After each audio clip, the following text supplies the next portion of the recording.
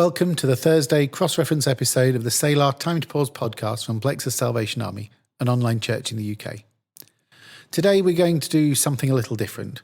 Rather than looking back to last Monday, we're going to look ahead to next Monday, where in our walk through John's Gospel we'll encounter Jesus referencing a story from the book of Numbers. And so today, in order that we'll better understand that part of the conversation between Jesus and Nicodemus, we'll think about that story. Numbers 21 verses 4 to 9. The people of Israel set out from Mount Hor, taking the road to the Red Sea to go around the land of Edom. But the people grew impatient with the long journey, and they began to speak against God and Moses. "Why have you brought us out of Egypt to die here in the wilderness?" they complained. "There is nothing to eat here and nothing to drink, and we hate this horrible manna." So the Lord sent poisonous snakes among the people, and many were bitten and died. Then the people came to Moses and cried out, "We have sinned by speaking against the Lord and against you. Pray that the Lord will take away the snakes." So Moses prayed for the people. Then the Lord told him, "Make a replica of a poisonous snake and attach it to a pole. All who are bitten will live if they simply look at it." So Moses made a snake out of bronze and attached it to a pole. Then anyone who was bitten by a snake could look at the bronze snake and be healed. I will stop and breathe in your presence. Just breathe.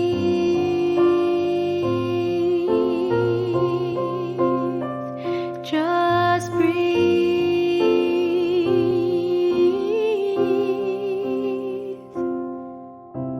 Fresh from a stunning and God-given victory, the people of Israel carry on their long march towards the promised land when suddenly they notice a rumbling in their stomachs. And they notice that the sun can get pretty hot out there in the wilderness. Between being hungry and being hot, the people think back to good old Egypt, to farmers' markets loaded with leeks and cucumbers and cool melons. And before you know it, the memory of their slavery in Egypt transmogrifies in their imaginations into a kind of Shangri-La, a shimmering oasis of goodness.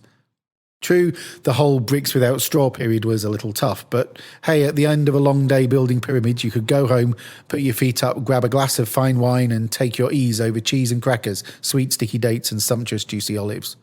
They're thirsty and hungry. Even if they didn't like the life they once had in Egypt, it was their life. It was familiar and they want to get back to what it used to be. And so they complain against God and they speak against Moses. This is how bad it is. They first complain that they've got no food, and then they go on to say that they detest the miserable food that they've just finished complaining about that they don't have. I don't really think, though, that their complaint is a reflection of what's going on around them, but about what's going on within them. Their stomach may or may not be empty, but there's surely something eating away at their joy of living, some poison in their hearts. And so it's with a certain poetic symmetry that they come to a place filled with poisonous snakes. As so often in the Old Testament, we encounter a physical manifestation of the spiritual reality. But despite their complaining and perhaps doubts, the Israelites turn to God. They bring the brokenness of their experience, including the snakes, and beg for them to be removed.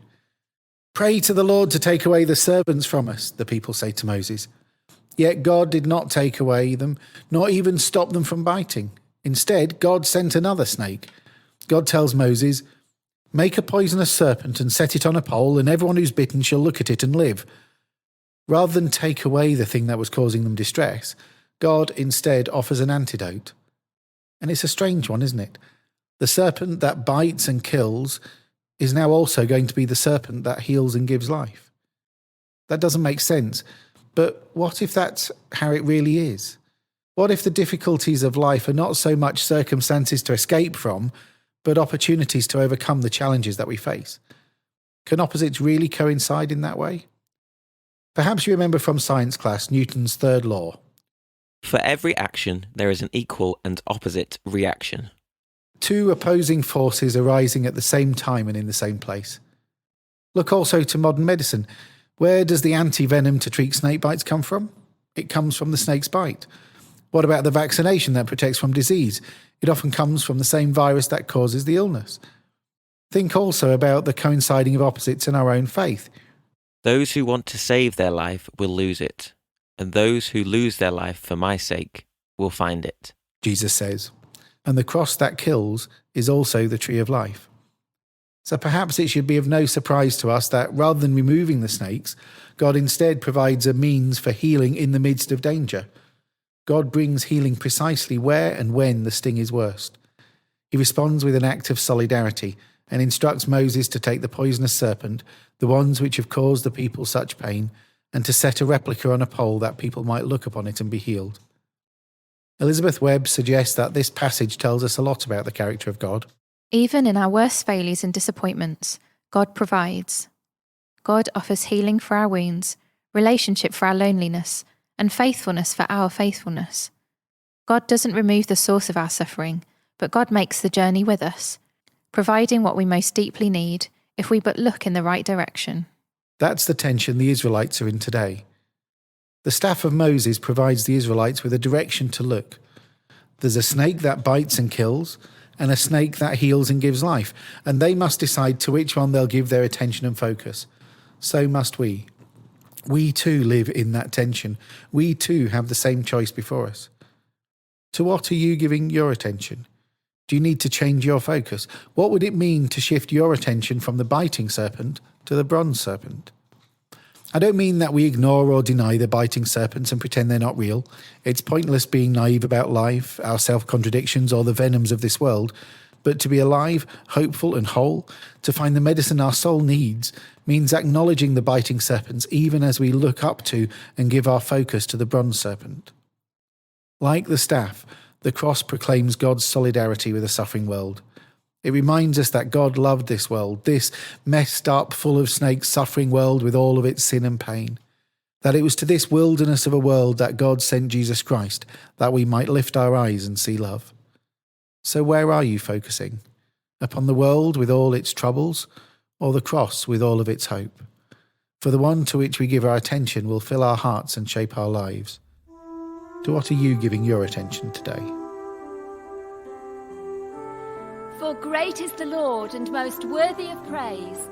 He is to be feared above all gods. Come, let us bow down in worship. Let us kneel before the Lord our Maker.